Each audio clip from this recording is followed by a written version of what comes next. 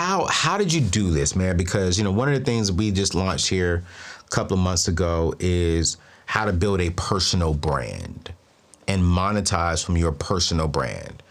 And accidentally, you're doing it full time. Yeah. So I'm curious, one, how did you do that? Two, why do you feel as if your personal brand is important for you in your future? Yeah, so I've always loved creating and making videos. That channel has been around for 12 years. 12 years. And it was so on and off, but it took about those first 11 years to get 1,000 subs.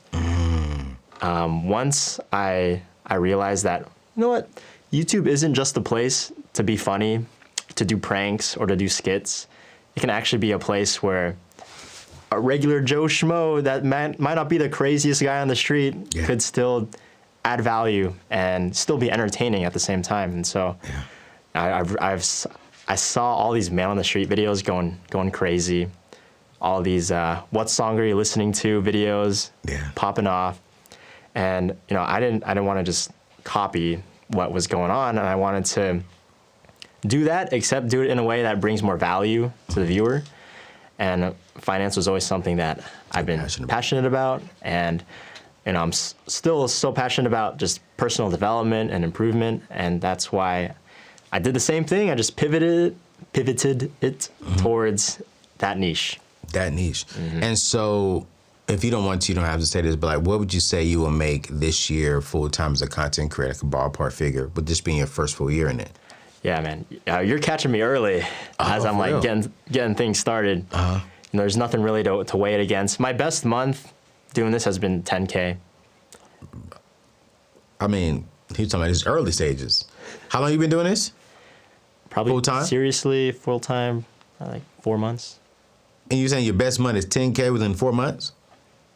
Yeah. What was your worst month? 2 or 3K.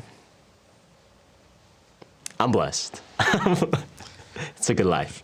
JC, you do understand that the average person in America is going to be making about $2,500 to $3,200 a month, right? And you're saying that your worst month is the average. So that means if your worst month was 3K and your best month was 10K, so I can guess on average you're gonna make about 5K a month. Yeah, and going up only. See what I'm saying? Yeah. Come on, JC. Maybe I'm just feeling the pressure, man. I got this engagement, this wedding coming up. Hey, bro, I understand. But you know what, though, JC, let's be real. You ain't got to spend a lot of money on that wedding. You're right. You know what I'm saying? Come on now, JC. You the money guy, brother. You know? Come on now. You a money guy.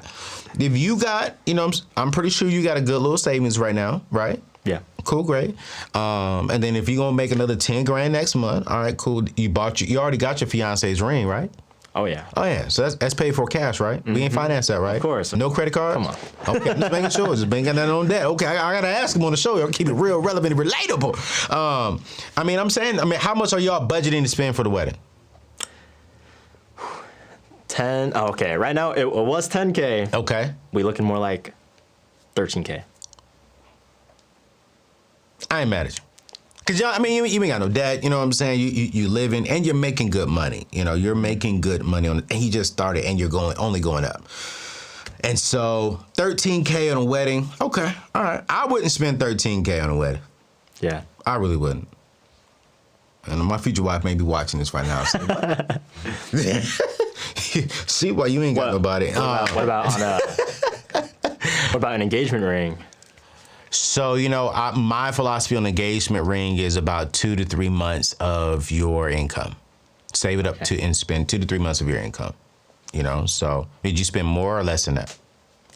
I spent little. My income at the time, it was 2 to 3 months. 2 to 3 months. But where you at now, it'll be less. Oh, definitely. Definitely. Yeah. So, that's honestly how I feel. It's like, 2 to 3 months of your, what you make, a month is a good ballpark. I think a lot of people try to spend a lot of money on the very first ring. And I just tell people, especially when you're in 20s, man, you don't need to be spending that much money, because then here's the problem you're going to run into.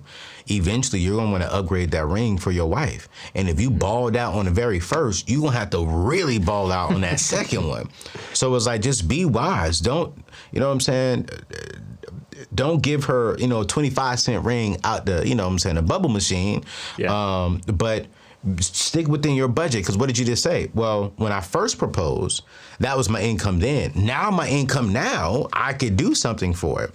Mm-hmm. And what I always tell people is, man, when it comes to like wedding rings, money-wise, go to a legit place, get the ring, because most companies will tell you, hey, after a year or 2 years, you could bring that ring back and we'll give you the value of that ring towards another ring. So why not just go to a legit place, drop $2-3 grand on the ring, especially in your 20s, and then boom, 5 years later, 10 years later, 10-year anniversary, you're making more money. You possibly can afford a $10,000 ring now. Now you go from a $2,000-3,000 ring that's worth about $4,500, and you're gonna take that $4,500, you put another $5,500 on the ring. Now your wife is really happy because she got that bling bling on the ring. You know what I'm saying? Man. Right? You see blinding people, boy. Like, it's gonna be so good that your wife. Y'all gonna be making love and she still got that ring on. She wants you to see it while you're making love. Baby, it's mine. Thank you.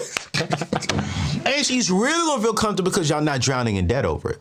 And so for me, I'm always telling young people, man, I tell everyone this, like whoever comes to me, like, hey, listen, at the end of the day, do what's within your budget, 2 to 3 times of your income. I mean, you know what I'm saying?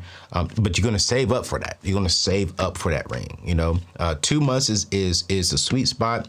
3 months is like if you just really want to stretch and ball out and you got enough time. One of my good friends, he knew, he met his wife now. When he met his wife, he knew within 1 month that was his wife. He started saving from that 1 month, and he proposed to her like a year and 8 months later. Decent income at that time. I think he was doing like maybe 60 grand a year. And he saved up about 8 grand just to put towards the ring, but he had another 10 grand that he saved because he was delivering some other stuff on the side for the wedding. So when he proposed, he said, yo, here's your ring and you got a budget of 10 grand cash. I don't need your mama to pay for nothing, your dad to pay for nothing. We're gonna pay for it all. And here's the thing, they only spent 7 grand on the wedding. Wow. Because she was like, I wanna have a dope honeymoon. And so she paid for the honeymoon, and she's like, but the other 3 grand, can you put that on top of the honeymoon? Like, babe, it's yours, Yeah. And then he's making about $200,000 a year now. And he's already now, thinking like, all right, cool, I gotta step up the ring here in the next few years. And I think that's just so smart, man. But $13K for you and your wife is not bad. Y'all getting married in Orlando? Yeah, we're getting married in Orlando. The cool thing about my fiance is she's very much not about she likes that minimalist look, like her ring. Okay. Even the wedding itself, we're doing like a backyard wedding at a friend's house who just owns a lot of land. Dope. The only issue is just, you have to get your own vendors. Yes. But you have a choice of what vendors you choose. Absolutely. Instead of like a venues set aside overpriced vendors. Yes. The only things she wanted to splurge on, and that we're going to splurge on a little more, is the photographer. Okay. Because that's gonna last forever. Absolutely, absolutely. I would definitely say don't go cheap on a photographer or a videographer. Mm-hmm. I mean, because that's creating memories and that's part of y'all legacy. For sure. And then a quality DJ too. Good music do impact. Mm-hmm. Other than that, that's everything else. A lot of it's we're DIYing, but just finding different vendors that are, trying to fit our budget. I never thought about a DJ. They kind of run the pace of the night, I'm just saying, I honestly never thought about that. When I was thinking about that flight from my wedding, I'm like, dang, I never thought about that. Because good music is important. Yeah. And they're directing the people, from the ceremony to the reception, cocktail hour, if you're doing that. Yeah. Mm-hmm.